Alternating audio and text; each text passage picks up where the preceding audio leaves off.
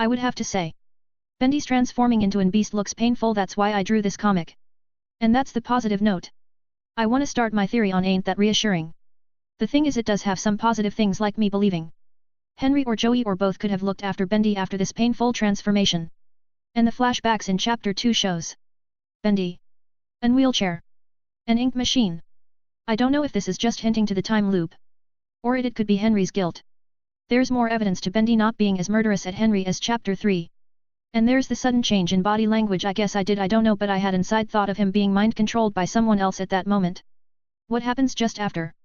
Bendy could have killed him then. He insta-killed him lots of time before. I feel like this was Bendy saying get away from me. Then the boss fight. Bendy was not chasing Henry. Though he does punch him to the ground when going past. It looks like he was incoherently just teleporting through walls. I think from how Bendy acts in Bendy Run is that when he's scared he flees. Bendy's been alright confidence-wise till now. And now the part most people are the most guessing over. The end, or are I making assumptions? Also a note, spoilers. In chapter 5. Sammy appears. Also has no mask.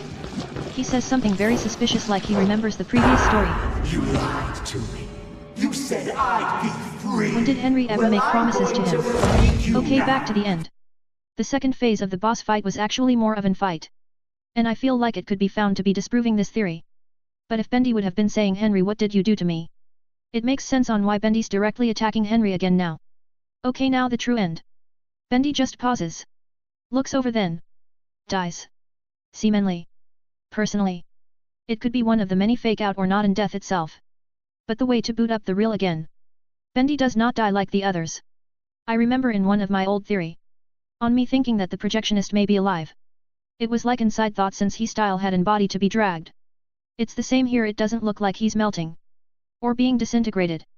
In fact to me it looks like in power activation with all the light emitting from him. It seemed like in this the end was the trigger for some powerful magic. And now it's the end.